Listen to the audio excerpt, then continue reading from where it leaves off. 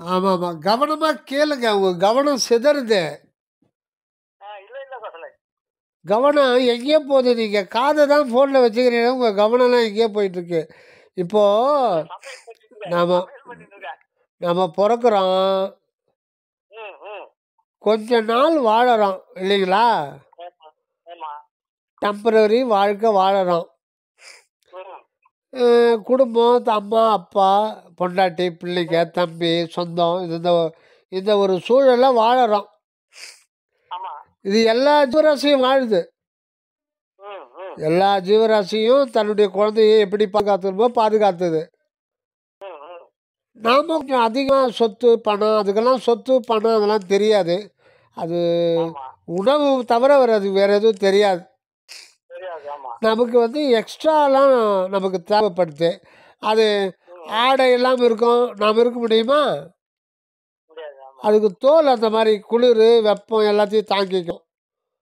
ஆமா. நமக்கு ஆடை தேவைப்படுது, இதுக்கு இடம் தேவைப்படுது, உணவு அதுக்கு இருக்கிறது கிடைக்குது. கடவுள் என்ன கடை கொடுக்குறாரோ அது வந்து அதெல்லாம் அறுவடை பண்ண போதா, நிலத்தில் போய் விவசாயம் பண்ண போதா, என்ன கடவுளாக பார்த்து கொடுத்துட்றாரு. ஆனால் ஆமா. மனிதனுக்கு அப்படி கிடையாது. இவன் வந்து முயற்சி தேவலாம். முயற்சி பண்ணி தான் சாப்பிடணும். இல்லைன்னா யாருக்கிட்ட வேணால் கையேந்தி தான் படைக்கணும். ம், ம். இப்போ அதுக்காக நம்ம ஓடுறோம். ம். அது எல்லாம் சரிதான். அது ஒன்றும் தப்பு கிடையாது. சும்மா சோம்பேறியா சோம்பேறியா வீட்டில் இருந்தால் தான் அது பெரிய பாவம். ம். அது நம்ம உழைக்க வேண்டியது அவசியம்தான். ம், ம். சரி, இது ஒரு பக்கம் இருக்கட்டும். ம். இந்த உலகம் ஏன் தோன்றுச்சுன்னு நம்ம கேட்குறோமா? ம். இப்போ ஒரு நாய் வந்து கோயிலுக்கு போகுமா? போகாது. நீங்கள் வந்து ஒரு கோயிலுக்கு போகிறீங்க. ஆமா. உங்களுக்கு ஒரு குழந்தை இருக்குது. ஒரு 1 வருஷம் 2 1.5 வருஷம் குழந்தைய தோள் மேலே தூக்கின்னு போகிறீங்க. ம். குலதெய்வம் இருக்கிற இடத்துக்கு போகிறீங்க. கூட உங்கள் நாயையும் கூட்டின்னு போகிறீங்க. நீங்கள் இட்லி எடுத்து வரீங்க. இட்லியை கோழி கொடுக்குறீங்க. சாப்பிடுமா சாப்பிடாதா? சாப்பிடுவோம். ஸ்வீட்டு கொடுக்குறீங்க. சாப்பிடுமா சாப்பிடாதா? சாப்பிடுவோம். நாய்க்கு போட்டால் இட்லி சாப்பிடுமா சாப்பிடாதா? சாப்பிடுமே. நீங்கள் 3 பேரும் சாப்பிட்றீங்க இல்லைங்களா? ஆமா. சாப்பிட்டு கோயிலில் நீங்கள் சாமி கும்பிட்றீங்க. அபிஷேகத்தை பார்க்குறீங்க. குழந்தை பார்க்குமா? குழந்தைக்கு என்ன தெரியும்? தெரியாது. நாய்க்கு நாய்க்கும் தெரியாது. நாய்க்கு மனமே இல்லை. ம், ம். நாய்க்கு சூழ்நிலையை புரிஞ்சுக்குமே தவிர வேற வந்து அதெல்லாம் தெரியாது. அதுக்கு மனம் அப்படின்ற கருவி அது கொடுக்கல. ம், ம். குழந்தைக்கு மனம் கொடுத்துட்டாரு கடவுள். ம், ம். ஆனால் அதுக்கு வந்து லாங்குவேஜ் தெரிகிற வரையில் அதுக்கு புரியாது. பக்குவம் பண்ணலாம். லாங்குவேஜ் ஒரு வார்த்தை, இந்த வார்த்தை இந்த பொருளுக்கு அப்படின்னு தெரிஞ்சுக்கணும். தெரிஞ்சின பிறகு அந்த பொருளுக்கு இந்த தன்மைன்னு தெரிஞ்சுக்கணும். ம். இதெல்லாம் தெரிஞ்சின பிறகு அது ஒரு 2 வருஷம் கழிச்சு தான் அதுக்கு முதல்ல ஒரு சின்ன சிந்தனையாக வரும் எண்ணம். ம், ம். அப்படி தான் அது எப்படி உடம்பு வெளியில் உணவு வச்சு வளருதோ ம். அதே மாதிரி மனமும் சூழ்நிலையை வச்சு தான் வளரும். ஆமா. ஒரு பிறந்த குழந்தைய ஒரு செவிலி தாய்கிட்ட கொடுத்து ஒரு ரூமில் அடைச்சி வச்சுட்டு அந்த செவிலி தாய்க்கு பேச தெரியாத ஊமை பேச இயற்கையிலேயே ஊமையாக இருக்கிற செவிலி தாய்கிட்ட இதை பார்த்துக்குமா உனக்கு சம்பளம் கொடுக்குறேன்னு கொடுத்துட்டு ஒரு ரூமில் அடைச்சி வச்சுட்டு வேலைக்கு சாப்பாடு கொடுத்துட்டு ஒரு 5 வருஷம் கழிச்சு அந்த குழந்தைய வெளியில் கொண்டு வர்றீங்கன்னா அந்த குழந்தை பேசுமா? பேசாது. எதுவுமே தெரியாது அதுக்கு. ஆமா. நீங்கள் பேசணும். அப்பா அம்மா தாத்தா பாட்டி பிறந்தத்துலேருந்தே பேச ஆரம்பிக்கிறதுக்கு. ஆமா. அது கேட்டு கேட்டு கேட்டு கேட்டு அதுக்காக ஒரு இயற்கையாக ஒரு இது இருக்கும். அது புரிஞ்சிக்கிட்ட பிறகு தான் இந்த வார்த்தை அந்த பொருள், இந்த வார்த்தைக்கு இந்த பொருள், அப்புறம் அந்த பொருளுக்கு இந்த தன்மை, அந்த பொருளை இப்படி வாழ்க்கையில் உபயோகப்படுத்து இதெல்லாம் தெரிஞ்சுக்கிட்டு இவங்க அம்மா இவங்க அப்பா இதெல்லாம் சொல்லி தான் இது தெரிஞ்சுக்கிறது. இதெல்லாம் தெரிஞ்சுக்கிற சூழ்நிலையை அது புரிஞ்சிக்கும் தெரிஞ்சிக்கும். அது வந்து சுயமாக அப்புறம் வந்து எண்ணம் அதுக்கு உதயமாகும். அதுவாக சுயமாக சிந்திக்க ஆரம்பிக்கும். ஆனால் நாய்க்கு தெரியாது. ஒரு ரோட்டில் போகிறீங்க தெருல ஒரு நாய்க்கு உங்களை கடிக்க வருது. ஒரு கல் எடுக்கிறீங்க, என்ன பண்ணும் நாய்? பயந்து ஓடும். ஏன் பயந்து ஓடுது? கல் அடிக்க போறாங்க. அப்போ அதுக்கு மனம் இருக்கா இல்லையா? இருக்கு. மனம் இருக்கு, ஆனால் அதில் எண்ணம் வராது. அது வந்து சூழ்நிலையை புரிஞ்சுக்க, அவ்வளோதான். ஐயோ கல்லை எடுக்கிறான், நம்ம அடிபட போகிறோன்னு அதுக்கு ஏற்கனவே அனுபவம் இருக்கும், அடிபட்ட அனுபவம். ஆமா. அது பல பிரிவுகள் இருக்கும் தொடர்ந்து வர்றது. அதை வந்து சூழ்நிலை வந்து தப்பிச்சுக்கிட்டு போயிடும், ஆமா. அவ்வளோதான். அதுக்கு மேலே அதுக்கு தெரியாது. ஆமா.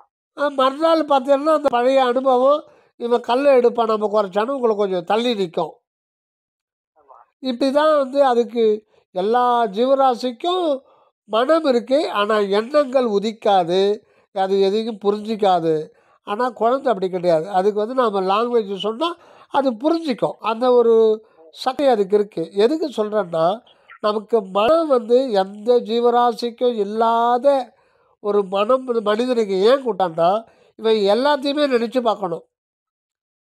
பசி எடுக்குது, ஆடாடா இந்த பசி எடுத்த குழந்தை என்ன பண்ணுது, சின்ன வயசுலேருந்தே பார்க்குது. என்ன, அப்பா காலைல 10 மணிக்கானா போயிடுறாரு, அம்மா வேலை பார்க்குறாங்க. ஓஹோ, அது அப்படியே காலப்போக்கில் புரிஞ்சிக்கும்.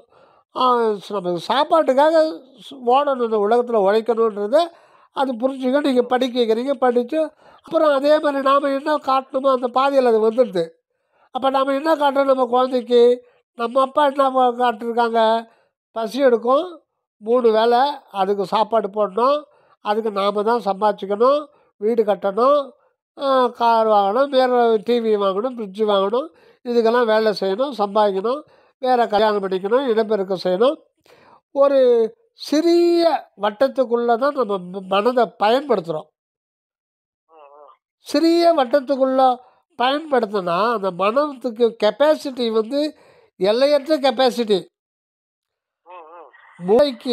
மூளையிலிருந்து தான் மனம் நமக்கு இல்லையா? மூளை இதடான்னு கேட்குறாங்களா இல்லையா? மனம் சரியாக வேலை செய்யலைன்னா, ஏன்னா உனக்கு மூளை இருக்குதான்னு கேட்குறாங்க. மூளை இல்லாத மனுஷன் இருப்பானா? எல்லாருக்கும் மூளை இருக்குது. அந்த பிரெயினில் இருக்கிற நியூரான்களுடைய அதனுடைய பவர் வந்து இவ்வளவுன்னு சொல்ல முடியாது. அது இறைவனுடைய ஆற்றலுக்கு சமமாக வச்சுருக்குது. ஆனால் என்ன பண்ணாலும் 99.99% நம்ம அதை யூஸ் பண்ணுறதே கிடையாது. 0.01% தான் யூஸ் பண்ணிக்கிறோம். அதுவும் எதுக்கு? திங்கிறதுக்கு, திண்ணத்தை கொண்டு போய் லெட்ரினில் மலமாக்கிறதுக்கு. இது தவிர வேறு எதுக்கு அதை பயன்படுத்துறதில்ல. ஒரு விஞ்ஞானிக்கு அவனுக்கு என்ன ஒரு 5% யூஸ் பண்ணிப்பான். யூஸ் பண்ணிட்டு நான் தான் கண்டுபிடிச்சேன். இப்போ மார்கோனி என்ன கண்டுபிடிச்சாரு? மார்கோனி ரேடியோ எப்படி ரேடியோ கண்டுபிடிச்சாரு? எதை அடிப்படையாக வச்சு ரேடியோ கண்டுபிடிச்சாரு? எக்கோ நீங்கள் மலையில் போய் கத்துனீங்கன்னா எக்கோ சவுண்டு வருது. வானொலியோட இது என்ன, அதனுடைய தன்மை என்ன? வானொலிக்கு எது இல்லைன்னா வானொலி அது பெட்டியாக இருக்கும். அது ஒரு பெட்டி தானே. அது எப்படி இப்போ ரஷ்யாவில் ஒளிபரப்புறது எப்படி இங்கே கேட்குது? எது மின்காந்த அலைகளே இவன் கண்டுபிடிச்சான். ஆனால் வந்து அனாதி காலமாக இயற்கையிலேயே இருக்குது மின்காந்த அலைகள். அது அனாதின்னா அதுக்கு பிகினிங்கே கிடையாது. இறைவன் பிறப்பாரா? இறப்பாரா? இறைவனுக்கு ஆரம்பம் இல்லை, முடிவு இல்லை. கடவுள்ன்றது நாம் நினைக்கிற மாதிரி மனுஷன் மாதிரி கை காலு தலை கண்ணு மூக்கு வச்சுருக்கிறவர் இல்லை. அது ஒரு அன்பு தத்துவம். அது அந்த பிரம்மாண்டங்கள் அந்த ஆண்டுகளுக்கு அப்பால் அது ஒன்றா இருக்குது. அது ஒரு அன்பு தத்துவம் தான். அது இயற்கையாக இருக்கிறது, அதை கண்ணாலெல்லாம் பார்க்க முடியாது. அப்போது அது இருக்கும் பொழுதே அது ஒரு வெளி தான், அது ஒரு வெட்டவெளி மாதிரி. அது வெட்டவெளி, அதை சுற்றி இந்த மின்காந்த அலைகளும் இருக்குது இயற்கையாக. அது அவருடைய சக்தி. அது எப்பவுமே இருக்கிறது. எத்தனை கோடி கோடி கோடி யுகங்கள் அப்படின்னு கூட சொல்ல முடியாது, தப்பாக போயிடும். எப்பவுமே இருக்கிறது. ஆனால் அது அப்படி இருக்கிறத எப்போ கண்டுபிடிக்கிறான்? மனித இனம் மட்டும் தோன்றி 40 லட்சம் வருடங்கள் ஆகுதுன்னு ஒரு கணக்கு சொல்கிறாங்க ஆராய்ச்சியாளர்கள். 40. அது உயிரினங்கள் தோன்றி எத்தனையோ கோடி கோடி, பல லட்சம் கோடி. ஆனால் மனித இனம் மட்டும் 40 லட்சம் வருடங்களுக்கு முன்னாடி தான் தோன்றுச்சு. அதுக்கு முன்னாடி கால்நடைகள், பறவைகள், ஊர்வன, செடி கொடி, மரங்கள் தான் இருந்தது. மனித இனம் சமீபத்தில் தான் தோன்றுச்சு. சமீபம்னா 40 லட்சம் வருடங்களுக்கு முன்னாடி. ஆதி மனிதன் ஆடை இல்லாமல் சுற்றினான், வீடு இல்லாமல் இருந்தான், காட்டில் கிடைக்கிற காய்கறி சமைச்சான். அப்புறம் நெருப்பு பார்த்து பயந்து ஓடினான். அப்புறம் நெருப்பில் வந்து இந்த காய்கறி விலங்குலாம் செத்தப்பாரு, அடாடா இது ரொம்ப சுவையாக இருக்குன்னு அதை வந்து அப்படியே நாகரிகம் வளர்ந்து அப்படி தான் சிந்தனை பண்ணுறான். அப்படி இருந்து 40 லட்சம் வருடம் போய் இப்போ போன நூற்றாண்டில் ஒரு 200 வருஷத்துக்கு முன்னாடி தான் மார்கோனி அந்த மின்காந்த சக்தி, எலக்ட்ரோ மேக்னெட்டிக் ஃபீல்டுன்றது இந்த வெட்ட வெளியில் இருக்குதுன்றது அவர் வந்து ஒரு ஏதோ ஒரு உணர்த்துது அவர் அறியாமல். அதான் திடீர்னு அவர் மட்டும் கண்டுபிடிக்கல. அதுக்கு முன்னாடி எத்தனையோ பேர் சயின்டிஸ்ட் யூகிச்சிருப்பாங்க. அந்த ஃபைலை இவர் டெவலப் பண்ணி, சரி அதனுடைய கெப்பாசிட்டி என்ன, அதனுடைய கேரக்டர் என்ன அப்படின்னு அது பல டிகேட்ஸ் அதை செலவு பண்ணுறார். அப்புறம் தான் கண்டுபிடிக்கிறார். அதை கண்ணாலெல்லாம் பார்க்க முடியாது அந்த எலக்ட்ரோ மேக்னெட்டிக் வேவ்ஸு. அது ஒரு வினாடிக்கு 3 லட்சம் கிலோமீட்டர் வந்து எல்லா பக்கம் போகும். அதுதான் அதனுடைய பியூட்டி, ஒண்டர். இப்போ சூரியன்கிட்டது கதிர் வருது இல்லையா, அந்த சூரியனுடைய கதிர்கள் வந்து ஸ்ட்ரெயிட்டாக தான் போகும். சூரியனுக்கு எத்தனை திசை சொல்லலாம்? சூரியன் வந்து வட்டமாக இருக்குது, அது எத்தனை திசைகள் சொல்லலாம்? இப்போ நமக்கு எத்தனை திசை இருக்குது பூமியில் கணக்கு பண்ணுறோம்? கிழக்கு மேற்கு வடக்கு தெற்கு நம்மளுக்கு பண்ணுறோம். ஆனால் சூரியனுக்கு எத்தனை திசைன்னா அனந்தம் கோடி கோடி திசைகள். அது மிகப்பெரிய வட்டம். அதிலேருந்து புறப்படுற இது வந்து ஸ்ட்ரெயிட்டாக போகும். அது திசை வந்து அது முடிவு பண்ணிக்கும், ஸ்ட்ரெயிட்டாக தான் போகாது, அது கோணையெல்லாம் போகாது. ஆனால் மின்காந்த அலைகள் வந்து அப்படி கிடையாது. மின்காந்த அலைகள் எப்படி போகும்னா, ஒரு அமைதியான கிணறு இருக்குது, பெரிய கிணறு அசையாமல், அதில் ஒரு கல் போடுறீங்கன்னா என்ன ஆகும்? அலை எப்படி போகும்? வட்டமாக போகும். அந்த மாதிரி அந்த அலைகள் வந்து ஒவ்வொரு புள்ளியிலையும் போயிட்டே இருக்கான். அப்போ அது என்ன பண்ணுதுன்னு கண்டுபிடிக்கிறாருன்னா, அது வந்து ஒளியும் கடத்தக்கூடும் அப்படின்னு சந்தேகப்படுறார்.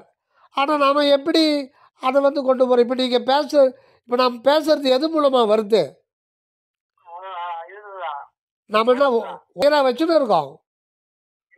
அந்த எலக்ட்ரோ மேக்னெட்டிக் வேவ்ஸ் வச்சு தான் இது பண்ணுறோம். அது டவர்ன்றது எதுக்குன்னா அதை கிளியராக கேட்டுக்கிறதுக்காக தான். டவரோட வேலை வந்து நீங்கள் பேசுறது இன்னொரு செல்ஃபோனுக்கு கூட கேட்கும், ஆனால் அதை மடக்கி அதை கட்டுப்படுத்தி நாம் 2 பேரும் மட்டும் பேசுகிற மாதிரி இவன் பண்ணுறான். அதுதான் செல்லோட வேலை. நீங்கள் பேசுகிறது வந்து இப்போ அமெரிக்கா கூட போகும் அந்த டவர் மூலம். ஆனால் அதை அப்படி பண்ணல இவன். அதுதான் சயின்டிஸ்டோட வேலை வந்து குறிப்பிட்ட அலைவரிசையில் இருக்கிறவங்க அதை இது பண்ணாதான் அது வந்து கேட்கும். ஆனால் இப்போ நீங்கள் வந்து ஜூம் மீட்டிங் வைக்கிறீங்கன்னு வைங்க, ஜூம் மீட்டிங் கூகுள் மீட்டு, ஒரு 500 பேர் கூட கலந்துக்கலாம். நீங்கள் பேசுறது 500 பேருக்கு கேட்கும். ஒருத்தர் ஜெர்மனிலேருந்து கேட்கலாம், அமெரிக்காவிலேருந்து கேட்கலாம். புரியுதுங்களா? இப்போ நீங்கள் பேசுறது எல்லாருக்குமே கேட்கும். ஆனால் ஜூம் மீட்டிங் இல்லாமல் இப்போ நாம் பேசுறது யாருக்கும் நம்ம 2 பேருக்கு தான் கேட்கும். அதுதான் செல்லோட சயின்டிஸ்டோட நாள். ஹலோ, அந்த மாதிரி அந்த மின்காந்த சக்தின்றது அப்போ அவங்க என்ன பண்ணுறாங்கன்னா, இதை வந்து இப்போ நம்ம எதிர்க்க பேசுகிறோம் இல்லையா, ம். அது வந்து காற்று மூலம் பரவுது. அந்த காற்றுலேயும் மின்காந்த அலை இருக்கு. அந்த காற்று அணுவிலையும் அந்த எலக்ட்ரான்ஸ் சுழற்சி இருக்கு இல்லைங்களா, ஆமா. அதில் வந்து ஒவ்வொரு அணுவிலையும் மின்காந்த சக்தி இருக்குது. அதுதான் கொண்டு போகுது. அது காற்று மூலம் போகிறது. இது அப்படி கிடையாது. இது நேரடியாக வெட்ட வெளியிலே இருக்காது. இது வந்து காற்று மூலம் போகிறது வந்து கொஞ்சம் தொலைவு தான் கேட்கும். இல்லை நான் கத்தி பேசினா ஒரு 50 அடியில் கேட்கும், 50 அடி வரையில். ஆமா. இல்லை லவுட் ஸ்பீக்கர் வச்சுட்டு மைக்கு வச்சு பேசினா ஒரு ஒரு ஒரு ஃபர்லாங் கூட கேட்கலாம், அதுக்கு மேலே கேட்காது. இப்போ ஏரியில் துணி தப்புறதை பார்த்துருக்கீங்களா நீங்கள்? அந்த காலத்தில் சரி. ஏரியில் வண்ணாருக்கு வந்து துணி துவைப்பாங்க பாறை மேலே. ஆமா. அதை நான் பார்த்துருக்கேன், நான் சின்ன வயசுல நோட் பண்ணுவேன். அவங்க அடிப்பாங்க, ஆமா. ஆனால் அது நமக்கு கேட்காது. அடிச்சிட்டு துணியை தூக்குறாங்க பாருங்க, அப்போ கேட்கும். நான் அதை உட்காந்து என்னடா யோசனை பண்ணுவேன், என்னடா இது, அதை ஆச்சரியமாக பார்ப்பேன். இப்போ சின்ன வயசில் அவங்க அடிக்கும் போது தானே சவுண்டு வரும். நான் ரொம்ப தொலைவில் இருப்பேன், அவங்க அது ஏரியில் அந்த லாஸ்ட்டில் இருப்பாங்க, ஒரு ஃபர்லாங் தொலைவில். அது கேட்கும். எப்போ கேட்கணும், அடிச்சுட்டு அவங்க துணியை தூக்குறாங்க பாருங்க, அப்போ தான் நமக்கு காதில் விழும். அப்போ ஆனால் இதெல்லாம் வந்து ரொம்ப காலத்துக்கு அப்போ தான் புரியுது. அப்போது காற்றில் போகிற வேகம் வந்து ரொம்ப கம்மி, லேட்டாக தான் போகும். ஆனால் மின்காந்த அலை ஒரு வினாடிக்கு 3 லட்சம் கிலோமீட்டர் வேகத்தில் கொண்டு போகும். அப்போ அந்த மார்கோனி என்ன பண்ணுறாரு, இதை எப்படி நம்ம அந்த வேவ்ஸ்கிட்ட ஹேண்ட் ஓவர் பண்ணோம். எப்படி ஹேண்ட் ஓவர் பண்ணுவீங்க? அதுதான் டெக்னாலஜி. இப்போ நம்ம பேசுறது செல்ஃபோன் இல்லைன்னா பேச முடியுமா?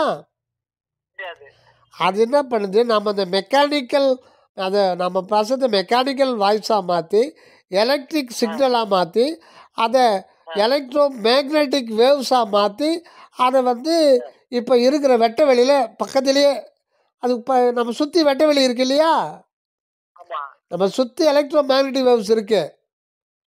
இப்போ இந்த செல்லு வந்து இது எல்லாம் கன்வெர்ட் பண்ணி அது வந்து அது கேரி பண்ணுற மாதிரி அதை பண்ணி கொடுத்துருது. இது பண்ண உடனே இந்த பூமியில் 3 லட்சம் கிலோமீட்டர் வரும், போய் சேரும். எல்லா பக்கம் போய் சேரும், ஒரு பக்கம் இல்லை, எல்லா பக்கம் போய் சேரும். ஆனால் எல்லா பக்கம் போய் சேர்ந்தால் அது வந்து வாழ்க்கைக்கு உபயோகப்படுத்துறதுன்னா நீங்கள் பேசுறது எல்லாருக்குமே கேட்டால் என்ன ஆகும்? ஒரு கோடி பேர் பேசுனா எல்லாமே செல்ஃபோனில் கேட்க முடியுமா? அதெல்லாம் கண்ட்ரோல் பண்ணுறது தான் செல்கோல். நீங்கள் பேசுறது இன்னொருத்தர் கேட்கக்கூடாது, இன்னொருத்தர் பேசுறது கேட்கக்கூடாது. சில சமயத்தில் பாருங்கள், நம்ம பேசிகிட்டே இருப்போம், வேறு ஏதோ ஒன்று கனெக்ட் ஆகும், இன்னொருத்தர் பேசிட்டு இருப்பாங்க, பார்த்துருக்கீங்களா? அது திடீர்னு தெரியாமல் அது செல்லில் வர மிஸ்டேக்கு அந்த மாதிரி. ஆக்சுவலாக வந்து அது அப்படியே எதுவுமே கண்ட்ரோல் பண்ண விட்டோம்னா அது எல்லாமே கேட்கும். இப்போது இந்த மிலிட்ரியில் இருக்கிற ரகசியத்தை திருடுறாங்க பார்த்தீங்களா, பாகிஸ்தான்காரன் திருடுவான். எப்படின்னா அதுக்கேற்ற ஒரு இன்ஸ்ட்ருமெண்ட்டை வச்சு வழிமறைப்பான். அந்த எலக்ட்ரோ மேக்னெட்டிக் வேவ்ஸில் அந்த அலைவரிசையில் எப்படி போது அதை வழிமறைச்சு இவன் செல்ஃபோனில் இறங்கிடுவான். நீங்கள் பேசுறது அந்த சீக்கிரட்லாம் கேட்கும். அது பெரிய டெக்னாலஜி, சாதாரணமான டெக்னாலஜி இல்லை. அது வழிமறிச்சுலாம் கேட்குறது எல்லா நாட்டிலையும் வச்சுன்னு இருப்பான். அது தனி ஒரு இது வச்சுன்னு இருப்பாங்க, ஆபத்து வராது. எதுக்கு சொல்கிறேன்னா, இந்த மின்காந்த அலைகள்னு ஒன்று இல்லைன்னா நம்ம வந்து 50 வருஷத்துக்கு முன்னாடி அந்த கால்குலேட்டர், பாக்கெட்டில் வைக்கிற கால்குலேட்டர் போட்டு வச்சுருங்களா, அது கூட கொண்டு வர முடியாது. அந்த எலக்ட்ரிசிட்டி, எலக்ட்ரான், மின்காந்த அலைகள்லாம் எதுவும் பண்ண முடியாது. நீங்கள் ரிமோட்டு கூட இயக்க முடியாது. இப்போது செவ்வாய் கிரகத்துக்கு ராக்கெட்டை விட்டான்ல, அங்கே போய் ஃபோட்டோ எடுக்கிறான்ல, அந்த ஃபோட்டோ கிழக்கு பார்க்க அங்கே அந்த ராக்கெட்டை விட்டு ரோபோவை கீழே இறங்கிடுவான். எங்கேருந்து எப்போ இறக்குவேன்னா இங்கே அமெரிக்காவில் இருக்கிற கண்ட்ரோல் ரூம்லேருந்து அது இறக்குவான். ம் ம் அப்புறம் அது வந்து வடக்கு பக்கம் திருப்பி அதை ஃபோட்டோ எடுக்க சொல்லுவான். ஆ ஆ அந்த கமாண்ட் எங்கேருந்து கொடுக்குறான்? இங்கேருந்து கீழே இந்த கண்ட்ரோல் ரூம்ல இருந்து. ஆமாம், இது போய் சேரத்துக்கு ஒரு அரை மணி நேரம் கூட ஆகும். அந்த அவ்வளோ டிஸ்டன்ஸ் இருக்குது. ஆ ஆ ஒரு அரை மணி நேரமோ 1/4 மணி நேரமோ போயிட்டு அது ரிசீவ். ஏன்னா அவ்வளோ ஒரு செகண்டுக்கு 3 லட்சம் கிலோமீட்டர் வேகத்தில் போனாலும் அது போய் சேரத்துக்கு செவ்வாய் 10 நிமிஷம் ஆகும். ம் ஆமாம். அதுக்கப்புறம் அந்த ரோபோ வந்து அதை ரிசீவ் பண்ணோம். ரிசீவ் பண்ணிட்டு ஃபோட்டோ எடுத்து அந்த ஃபோட்டோ அனுப்புறதுக்கு கமாண்ட் கொடுத்துருவோம். அதெல்லாம் அதில் எல்லா சிஸ்டம் வச்சுருப்பான். அது வந்து அது மெசேஜை கன்வெர்ட் பண்ணி எலக்ட்ரோ மேக்னெட்டில் ஹேண்ட் ஓவர் பண்ணிடுச்சோன்னா அது கொண்டாந்து இங்கே 10 நிமிஷம் கழிச்சு இவன் அந்த ஃபோட்டோவை பார்த்துப்பான். ம் ம் இப்போ இதுக்கெல்லாம் காரணம் எது? அந்த எலக்ட்ரோ மேக்னெட்டிக் ஃபீல்டு. ம் அது வந்து எப்பத்தில் இருக்கு? எல்லா காலத்துலேயும் எப்பத்துலேருந்து ஆண்டவர் இருக்காரோ அப்பத்துலேருந்தே அது இருக்குது ம் ம் இல்லையா? ஆனால் இப்போ தான் கண்டுபிடிக்கிறான். ஆமாம். கண்டுபிடிச்சு நான் கண்டுபிடிச்சேன் கண்டு கொண்டான் இல்லைங்களா? அவன் வந்து is not a creator, is not a founder. அது தெரிஞ்சுக்கிட்டான் அப்படின்னு ஒன்று இருக்குதுன்னு தெரிஞ்சுக்கிட்டான், அவ்வளோதான். ஆனால் அவன் நமக்கு அந்த ஆணவம் வளர்க்கறதுனால இவனே மேக்னெட்டிக் வேவ்ஸை உருவாக்கின மாதிரி அதிலே போயிடறான். அதுக்கு மேலே அவன் அதுக்கு மேலே போகும்போது தான் அவனுக்கு தெரியும் இது எப்படி அந்த சக்தி கிடைக்குது. ஒரு சின்ன அந்த எலக்ட்ரோ மேக்னெட்டிக் வேவ்ஸில் ஒரு பாயிண்ட்டு, ஒரு துணுக்கு, ஒரு துகள், அலை துகள் எடுத்துக்கிட்டால் அது வந்து ஒரு இதை எடுத்துக்கிட்டு கேரி பண்ணி 3 லட்சம் கிலோமீட்டர் வேகத்தில் போகுதுன்னா அந்த வேகத்தை அதுக்கு போகிறதுக்கு யார் அந்த ஆற்றலை கொடுக்குறாங்க? இறைவன் தான் கொடுக்கணும். அது அது கேட்டால் இவன் அது எல்லாம் தானாக நடக்குதுன்ட்டு போயிடறான். ஜஸ்ட் லைக் தட்டுன்னு சொல்லிட்டு அது எல்லாம் நடக்குமா?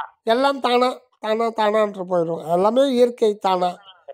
எதுக்கும் ஒரு மூலம் இருக்கலாம் இதுதானவா? அதான். அப்போ எதுக்கு சொல்கிறேன்னா, அப்போ அவன் வந்து அந்த மூளையை 5% தான் உபயோகப்படுத்துகிறான். அவனே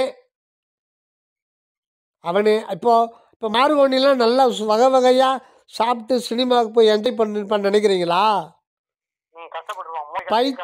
பைத்தியகாரமாக தான் இருப்பான் சாப்பாடு கொள்ளாமல். அவனும் ஒரு தியானத்தில் தான் இருப்பான். ஒரே சிந்தனை.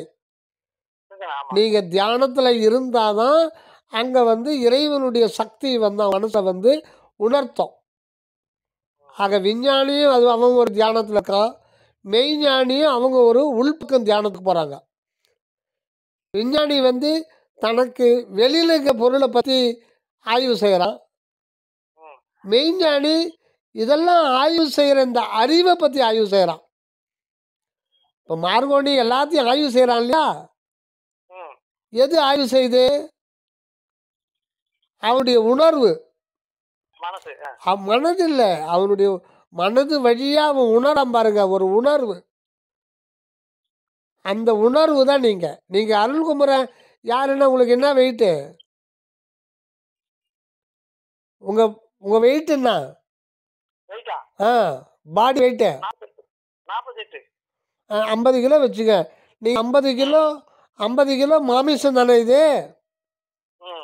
இப்போ நீங்கள் இதை கொண்டு போகிறீங்க, ஒரு 25 கிலோ அரிசி சிப்பை எடுக்கிறீங்க, அங்கே ஒரு இட மிஷினில் மேலே போடுறீங்க, அது 25 கிலோ காட்டுது. நீங்கள் ஏறி நின்னா காட்டாதா? அது என்ன காட்டும்? அதான் நாம் எப்படி வாழ்ந்துட்டு இருக்கோம்னா 50 கிலோ அருள்குமரனா வாழ்ந்துக்கிட்டு இருக்கோம், வேற ஒன்றும் இல்லை. நமக்கு ஏன் சோதனை வருது, துன்பம் வருது, மனக்கவலை வருது, நோய் நொடி வருது, வாழ்க்கையே வெறுப்பாக இருக்குது, பயமாக இருக்குது, டென்ஷனாக இருக்குது, செத்து பிள்ளாமனா இருக்குது. ஏன்னா நாம் 50 கிலோ அருள்குமரனா வாழ்ந்துட்டு இருக்கோம் இவ்வளோ நாள். புரியுதா சொல்கிறது? இதுக்கு அப்பால் என்ன இருக்குது உயிர்? அதை பற்றி நம்ம படிச்சிருக்கோமா? இல்லை கல்வித்துறையெல்லாம் சொல்லியிருக்கா? இப்போ பேரினை நீக்கி பிணம் என்று பேரிட்டு நீரினில் மூழ்கி நினைப்பொழிந்தார்களேன்றாங்க இல்லையா? இப்போ நான் பேசிக்கிட்டே இருக்கீங்க, நான் வந்து திடீர்னு எங்கள் வீட்டில் அம்மா உங்களுக்கு ஃபோன் பண்ணுறாங்க, இப்போ தாங்க பேசியிருந்தாரு, எங்கள் வீட்டுக்காரர் செத்து போயிட்டாரு அப்படின்றாங்க. நீங்கள் புறப்பட்டு வரீங்க போலி வாக்கத்துலேருந்து. ஓகேவா? ஹலோ கேட்குதா? கேக்குது கேக்குது. அப்போ அப்போ தான் பேசிட்டு இருந்தேன், நான் செத்து போயிட்டேன்னு தகவல் வந்துடுது. உடனே புறப்பட்டு வரீங்க. ஒரு மணி நேரம் இருக்கீங்க, உங்களுக்கு வேலை இருக்குது. பக்கத்து வீட்டுக்காரர்கிட்ட கேட்குறீங்க, ஏங்க பணத்தை எப்போ எடுப்பாங்கன்ட்டு. அவன் கேட்குறான், ஏயா யார் அவர் என் ஃப்ரெண்டுங்க கிளாஸ்மேட்டு. ஏயா இப்போ தானே செத்தார், பணன்றீங்க. கோசல் ராமனை எப்போ எடுப்பாங்கன்னு கேட்க மாட்டியா, பணத்தை எப்போ எடுப்பாங்கன்னு கேட்குறீங்கன்னா, அப்போ நீங்கள் சொல்லுவீங்க என்னான்ட்டு, அது உள்ளங்க இருக்கையா, ஏதோ ஒன்று அது உள்ளேருந்து வெளியேறிடுச்சு. உள்ளேருந்து ஒன்று வெளியேறதுனால தானே அதுக்கு பொண்ணுன்னு பேர் வைக்கிறாங்க. அப்போ பேர் யாருக்கு வச்சுருக்காங்க? உயிருக்கு தான் வைக்கிறோம். அந்த உயிரை பற்றி நம்ம படிச்சிருக்கோமா?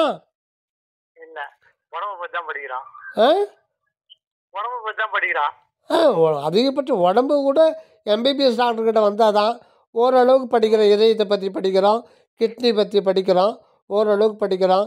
செடி கொடி, plant, cell, electrons, protons, A square, B square, C square, இதை பற்றி படிக்கிறோம். இன்ஜினியரிங் பற்றி படிக்கிறோம். எதை படிக்கிறோம்? எல்லாம் வெளியில் இருக்கிறத பற்றி தான் படிக்கிறோம். இது வெளியில் இருக்கிறத படித்து எல்லாத்தையும் தெரிஞ்சுக்கிறது எது? மனம் கிடையாது. அதுதான் முக்கியம். மனம் கிடையாது. மனதுக்கு அப்பால் இருக்கிற அறிவுன்னு ஒன்று இருக்குது, அதுதான் எல்லாத்தையும் அனுபவிக்குது.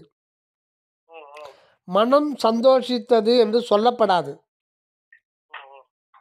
அறிவு தான் அந்த மனதுக்கு அப்பால் அறிவு. அதுக்கு பேர் தான் நானுன்னு சொல்கிறோம்.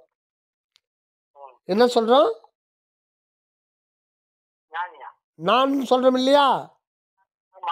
இப்போ நீங்கள் எலிமெண்ட்ரி ஸ்கூலில் எங்கே கிருஷ்ணாவரத்தில் படிச்சீங்களா? சரி, உங்களுக்கு ஃபஸ்ட்டு பீரியடில் வாத்தியார் வர்றார், தமிழ் ஆசிரியர் அட்டன்ஸ் எடுக்கிறாரு, அருள்குமரன் அப்படின்னு நீங்கள் என்ன சொல்லுவீங்க? உள்ளே என்னன்னா இருக்கிறேன் நீங்கள் சொன்னால் தான் அவர் தெரிஞ்சிக்க முடியுமா? இல்லை, பார்த்தா உங்கள் உடம்பு தான் பார்க்க முடியும். நீங்கள் இருக்கிறதுன்றது உங்களுக்கு மட்டும்தான் சாட்சி. நீங்கள் இருக்கிறேன்னு நீங்கள் சொல்கிறீங்க இல்லைங்களா, அந்த உணர்வு அவர் பார்க்க முடியுமா? உள்ளேன் அப்படின்னு ஒரு வார்த்தை இருக்கு இல்லையா, அந்த வார்த்தையை ஆராய்ச்சி பண்ணிட்டா மனிதனுக்கு சாவு கிடையாது, துன்பம் கிடையாது. உள்ளேன்னு சொல்கிறோம் இல்லையா எலிமெண்ட்ரி ஸ்கூலில், உள்ளேன்னு என்ன? இருக்கிறேன்னு அர்த்தம். அது என்ன எதை குறிக்குது? இருக்கிறேன்னா அது எதை குறிக்குது? அது மனதையா குறிக்குது? மனது குறிக்குதா? இப்போ நீங்கள் தூங்க போகிறீங்க, நைட்டில் தூங்கும்போது உங்களுக்கு உணர்வு இருக்கா? தூங்கும்போது என்ன ஆகுறீங்க நீங்கள்? தூங்கும்போது உங்களுடைய நிலை என்ன?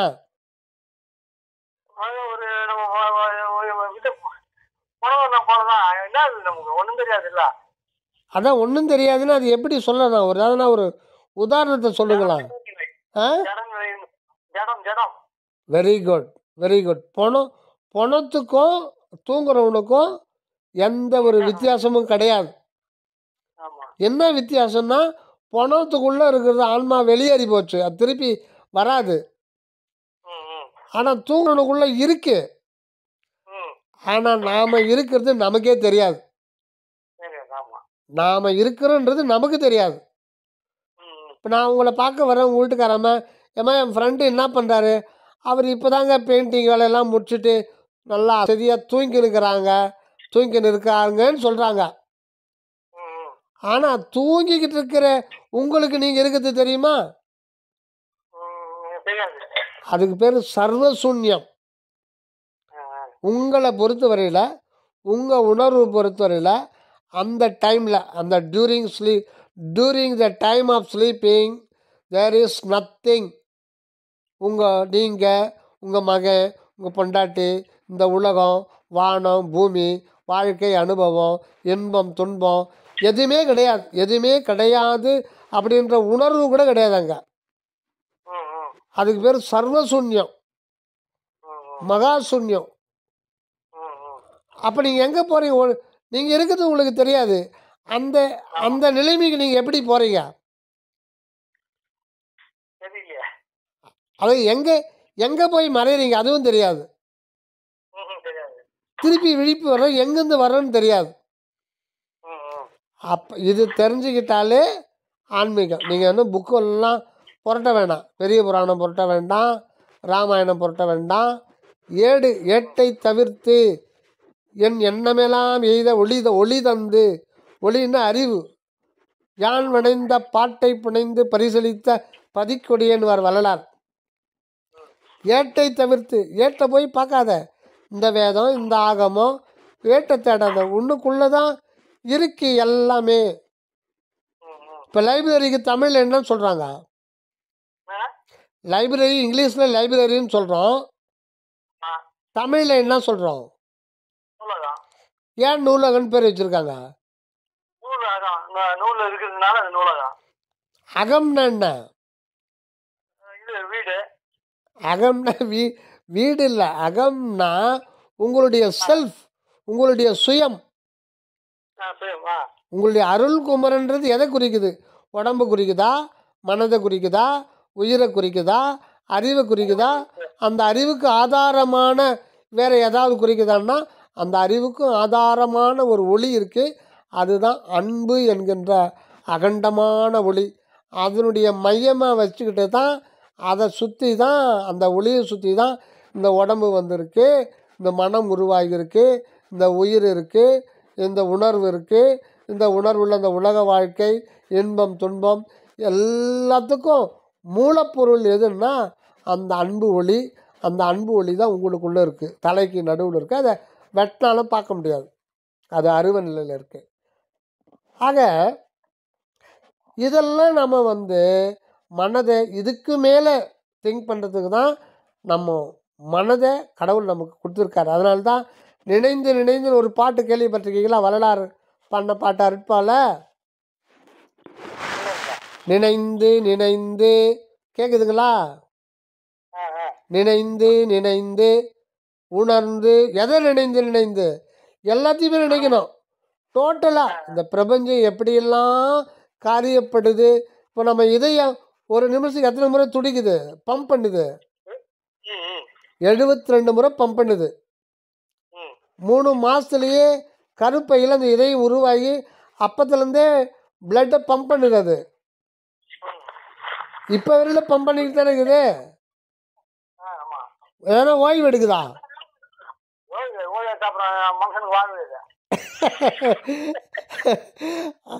ஆனால் இது இப்போ வரையில் எனக்கு செஸ்ட்டு பெயின்னா அப்போ தான் டாக்டர்கிட்ட போகிறோம். ஆனால் இவ்வளோ காலமாக அது எத்தனை கோடி முறை அது பம்ப் பண்ணியிருக்கோம். அது ஏன்டா பம்ப் பண்ணுது? அதுக்கு ஏன்னா அந்த உறுப்புக்கு நம்ம நன்றி சொல்லியிருக்கோமா? நுரையீரல் ஒரு நாளைக்கு 21,600 முறை சுருங்கி விரிது, நன்றி சொல்லியிருக்கோமா? சொல்லுங்க. ஒரு கிட்னியில் 10 லட்சம் நெஃப்ரான்கள் இருக்குது, 2 கிட்னியில் 20 லட்சம் நெஃப்ரான்கள் இருக்குது. ஒரு நெஃப்ரான் ஒரு ஆர்ஓ ஃபில்டர் போடுறோம் இல்லையா, அதுக்கு ஈக்குவல் அது. அப்போ நமக்கு 20 லட்சம் ஆர்ஓ ஃபில்டர் நமக்குள்ளே இருக்கு. ரத்தத்தை வடிகட்டி, சுத்தமாக வடிகட்டி அது எல்லாத்தையும் அசுத்தத்தை வெளியேற்றுது. சவுண்டு வருதுங்க. இதெல்லாம் இதை பற்றி நாம் நினைக்கிறோமா? ஏன் நினைக்கல?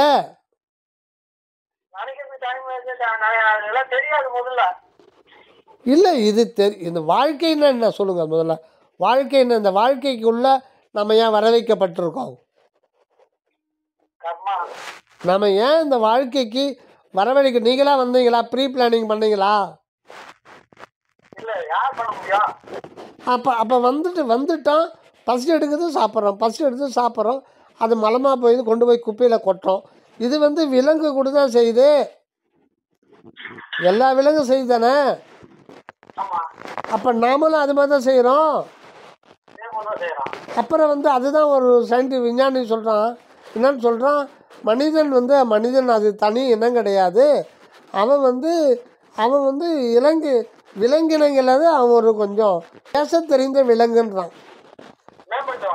ஒரு விஞ்ஞானி சொல்கிறாரு, மனிதன்றவன் ஒரு இருகால் விலங்கு, அவனுக்கு பேச தெரியுது, அவ்வளோதான்.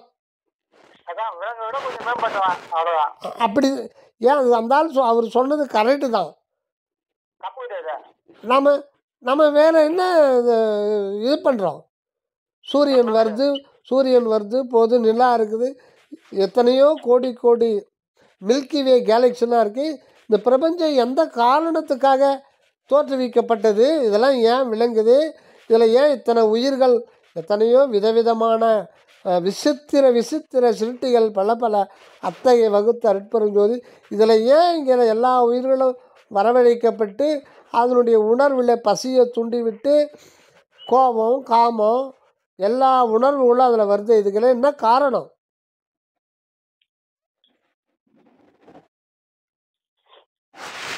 சொல்லுங்க. ஆக மனிதன் தன்னுடைய மூளையினுடைய சக்தியில் 1%, 2%, அதுவே அதிகபட்சம், அவ்வளோதான் நம்ம உபயோகப்படுத்துகிறோம். மிச்சம்லாம் வீணாக போகுது. ஏன் வீணாக போகுதுன்னா, நம்ம திங்கிறதுக்காக வாழறோம். திங்கிறதுக்காக தான் வாழறோம், வேறு எதுக்கான வாழறோமா? அது வேறு காமத்துக்காக வாழறோம். அப்போ அப்படி இருந்தால் நம்ம வாழ்க்கை வந்து இன்பத் துன்பம் நிறைந்த வாழ்க்கையாக தான் இருக்கும். வாழ்க்கையில் பயம் வரும், கவலை வரும், படபடப்பு வரும். ஏண்டா இந்த உலகத்தில் இருக்கிறோம், செத்து போகலாமா அப்படின்னு ஒரு முழம் கயிறு தேடிக்கிட்டு இருப்போம். இல்லை ஒரு விஷம் பாட்டிலில் தட்டிக்கிட்டு தான் இருப்போம். ஏன்னா நம்ம தப்பாகவே வாழ்ந்துட்டோமே. நம்ம கோணல் கல்வித்துறையிலேருந்து நமக்கு கைடன்ஸ் பண்ண பெற்றோர்கள் வரையில் எப்படி வாழணும்னு சொல்லி கொடுக்கலையே. இல்லை சமய மதங்களாக சொல்லி கொடுத்துச்சா? கோயிலுக்கு போய் கல்லை நட்டு வச்சு அந்த கல் தான் கடவுள் கற்பனை பண்ண சொல்லிட்டாங்க இல்லையா? அப்படி தானே செஞ்சாங்க. அப்போ உண்மையை சொல்லலையே, உண்மையை மறைச்சிட்டாங்களே.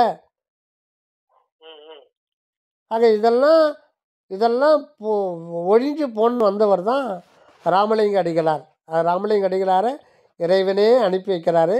இந்த உலக மக்கள் அனைவருமே பேரின்ப நிலையை அடையணும், அதுக்கான வாழ்வு முறைக்கு பேர் தான் சுத்த சன்மார்க்கம். அதுக்காக தான் சுத்த சன்மார்க்க சங்கத்தை வள்ளலார் தோற்றுவித்தார். என்னங்க எங்கே வடலூர் எங்கே இருக்கு? வடலூர் எங்கே இருக்கு?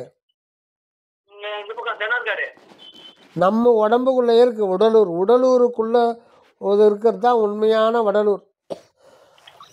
நமக்குள்ளே இருக்கு. அதை தான் வள்ளலார் சொன்னார், சத்திய ஞான சபை என்னுள் கண்டனன். வடலூரில் இருக்கிற கோயிலுக்கு பேர் சத்திய ஞான சபை. அதை எங்கே பார்த்தேன்னு சொல்கிறாரு, சத்திய ஞான சபை என்னுள் கண்டனன், சன்மார்க்க சித்தியை நான் பெற்று கொண்டனன். சன்மார்க்க சித்தின்றது இரவாத நிலை, ஒளியுடம்பை பெற்றுக்கொள்ளுதல். தனக்குள்ளே பார்த்தாரு, அதுக்கு ஒரு அடையாளத்துக்காக அங்கே வச்சுருக்காரு. எல்லாரும் தெரிஞ்சுக்கிட்டோம், வந்து பேசி கலந்து பேசிட்டு திருப்பி அவங்க போய் அவங்கள அவங்க முயற்சி பண்ணி அந்த நித்திய வாழ்வை தேடிக்கிங்க, இந்த பிறப்பில் நித்திய வாழ்வை தேடிக்கிங்க. தேடிக்கிட்டீங்களன்னா நீங்கள் இந்த பிறப்புக்கு முற்றுப்புள்ளி வைக்கலாம். இல்லைன்னா 3 புள்ளியாகவே இருக்கும். நாவல் எழுதும்போது 3 புள்ளி வைப்போம் இல்லையா, தொடர்ந்து வந்துக்கிட்டே இருக்கும், வரக்கூடாது. அதுதான் இந்த மாலை முரசு தினகரன்லேயே ஒரு கன்னித்தீவா, அது இன்னும் வருது இல்லை? அது